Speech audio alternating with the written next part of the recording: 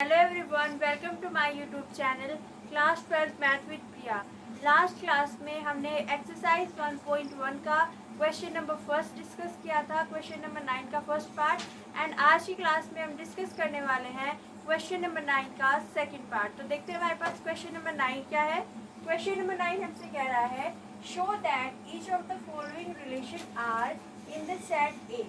तो हमारे पास कोई रिलेशन है आर जो कि सेट ए पे डिफाइन किया गया है, और सेट ए क्या है, x is element of integers, जहाँ पे x की जो वैल्यू है वो लेस है या इक्वल है 12 से एंड ग्रेटर है या इक्वल है 0 से।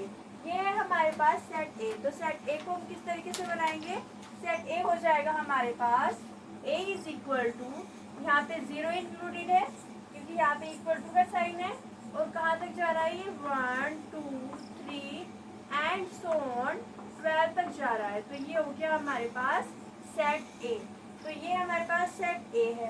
अब हमारे पास रिलेशन क्या है, रिलेशन है A B such that A is equal to B. ये हमारे पास रिलेशन यहाँ पे डिफाइन किया गया है और इसको इक्विवेलेंस हमें प्रूव करना है। तो यहाँ पे देखते हैं सबसे पहले कि हमारे पास रिलेशन है क्या, ए और बी हमारे पेयर में आएगा जब ए इक्वल हो जाएगा बी के। जैसे कि 2 किसके इक्वल है, 2 के इक्वल है, तो 2 पेयर जो है वो हमारे रिलेशन में आ जाएगा। यहाँ पे अब हम चेक करते हैं कि ये रिफ्लेक्सिव रिलेशन है या नहीं है। तो रिफ्लेक्सिव की कंडीशन क्या होती है, अगर ए बी हमारे पेयर ए टाइप के एलिमेंट्स हमारे रिलेशन में आ जाते हैं तो हमारा रिलेशन हो जाता है रिफ्लेक्सिव रिलेशन। हर एक एलिमेंट हमारे सेट का अगर अपने आप से रिलेटेड हो जाता है तो जो हमारे पास रिलेशन है वो रिफ्लेक्सिव रिलेशन होता है। तो हम यहाँ पे लिखेंगे फॉर रिफ्लेक्सिव। रिफ्लेक्सिव के लिए देखिए हमें क्या चाहिए, ए चाहिए।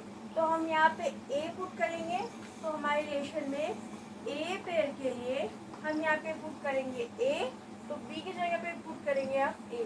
तो ये हो जाएगा A is equal to A. Okay, हमने क्या किया, बी की जगह पे ए पुट कर दिया और यहाँ पे भी बी की जगह पे ए पुट कर दिया, क्योंकि हमें ए पेयर चेक करना था हमारे रिलेशन में है या नहीं है।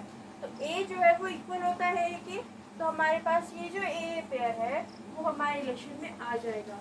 ठीक है, आप इसको ऐसे भी कह सकते हैं कि यहाँ पे 1 के इक्वल होता है तो हमारे पास 1 पेयर आ जाएगा, 2 के इक्वल होता है तो 2 पेयर आ जाएगा।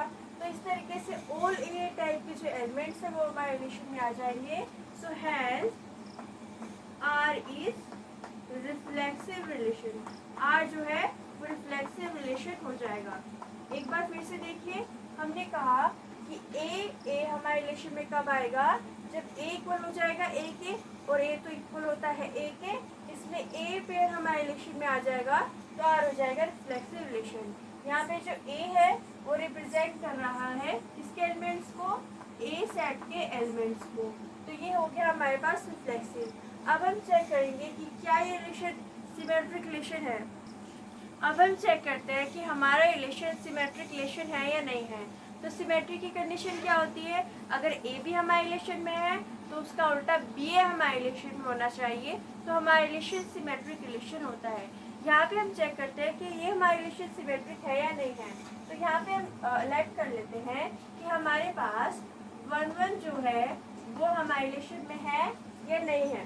तो 1 होने की कंडीशन क्या होगी, अगर ए भी आता है तो ए इक्वल होता है बी के, तो 1 जो है वो इक्वल होता है 1 के, तो हम कहेंगे कि ये हमारी कंडीशन को सेटिस्फाई कर रहा है। तो ए 1 जो है वो हमारे रिलेशन में आ रहा है। एक बार फिर से देखिए, क्योंकि 1 जो है वो इक्वल होता है 1 के, तो हमने कहा कि 1 पेयर हमारे रिलेशन में है। अब सिमेट्रिक के लिए हमें इसका उल्टा चाहिए, तो 1 का उल्टा क्या होगा, 1 ही होगा। ठीक है, अगर यहाँ पे इसको ए मान ले, इसको अगर हम बी मान ले, ए बी ए है तो बी ए क्या होगा, बी ए होगा 1, यानी कि हमें 1 पेयर चाहिए। तो अब यहाँ पे देखिए, इसको मैं अगर इस तरीके से लिख दूँ, ये दोनों चीज़ सेम ही तो है। यहाँ पे इसको हमने पहले लिख दिया, इसको बाद में लिख दिया, और इसको हम बी मान रहे हैं, इसको ए मान रहे हैं। मतलब 1 जो है वो 1 के इक्वल होता है, हमारे पास 1,1 रिलेशन में है। ठीक है, ए बी है, अगर बी हमारे रिलेशन में होता है तो हमारे रिलेशन सिमेट्रिक होता है। 1,1 हमारे रिलेशन में है तो उसका उल्टा 1,1 हमारे रिलेशन में प्रेजेंट है, आर क्या है, R is symmetric relation, R is symmetric relation. आप इसको इस तरीके से लिख सकते हैं ए टाइप रिप्रेजेंट करने के लिए कि ए भी हमारे रिलेशन में है, ए भी हमारे रिलेशन में है। इसका मतलब क्या है कि ए इक्वल है बी के, और ए इक्वल है बी के तो बी भी इक्वल होता है ए के। तो यहाँ पे हमारे पास बी ए पेयर हमारे रिलेशन में हो जाएगा।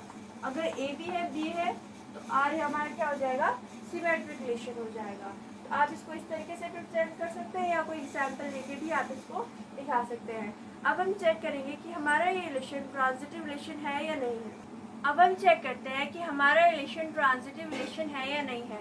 तो ट्रांजिटिव की कंडीशन क्या होती है, अगर ए बी हमारे रिलेशन में है, बी सी हमारे रिलेशन में है, तो ए सी हमारे रिलेशन में होना चाहिए, तो हमारा रिलेशन ट्रांजिटिव रिलेशन होता है। यहाँ पे हम देखते हैं कि ट्रांजिटिव ये रिलेशन है या नहीं है। तो हमने कहा कि ए बी जो है वो हमारे रिलेशन में है। तो अगर ए बी हमारे रिलेशन में है इसका मतलब क्या है कि वो हमारी कंडीशन को फुलफिल कर रहा होगा, यानी कि हमारे पास ए जो है वो इक्वल रहा होगा बी के। ठीक है, हमने ए बी कहा हमारे रिलेशन में है, तो इसका मतलब क्या निकलता है कि ए इक्वल है बी के। फिर हमने कहा कि बी सी हमारे रिलेशन में है, बी सी अगर हमारे रिलेशन में है तो वो भी इस कंडीशन को सेटिस्फाई कर रहा होगा। मतलब क्या, मतलब बी इज इक्वल टू रहा होगा सी के। यहाँ पे देखिए ए बी है तो A is equal to B, B C है तो B is equal to C. अब इन दोनों इक्वेशंस को आप देखिए, लेट सपोज ये फर्स्ट इक्वेशन है एंड ये जो है सेकंड इक्वेशन है। अगर ए इक्वल है बी के और बी इक्वल है सी के तो हम डायरेक्टली कह सकते हैं कि ए जो है वो इक्वल होगा सी के। ठीक है, तो हम यहाँ पे निकाल सकते हैं कि फ्रॉम फर्स्ट एंड सेकंड से हम ये ऑब्जर्व कर रहे हैं, क्या ऑब्जर्व कर रहे हैं कि ए जो है वो इक्वल है सी के। अगर ए जो है वो इक्वल है सी के तो हमारे पास ये रिलेशन की डेफिनेशन क्या कहती है कि ए सी पेयर हमारे रिलेशन में आ जाएगा। तो ए सी जो है वो हमारे रिलेशन में आ जाएगा। ठीक है, तो अगर ए बी है, बी सी है और हमने ए सी भी प्रूव कर दिया तो हमारा रिलेशन क्या हो जाएगा, ट्रांजिटिव रिलेशन हो जाएगा। तो हम यहाँ पे लिखेंगे सो आर इज ट्रांजिटिव। आर क्या है, ट्रांजिटिव रिलेशन है। एक बार फिर से देखिए, हमने कहा कि ए बी हमारे रिलेशन में है मतलब A is equal to B, B C हमारे रिलेशन में है मतलब B is equal to C, तो A is equal to C होगा। अगर A B A is equal to B, B is equal to C तो A is equal to C, A is equal to C है तो ए सी हमारे पास है।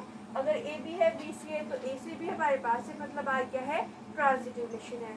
तो अगर relation reflexive, symmetric and transitive है तो हम इसको क्या कहेंगे, हम इसको कहेंगे इक्विवेलेंस रिलेशन।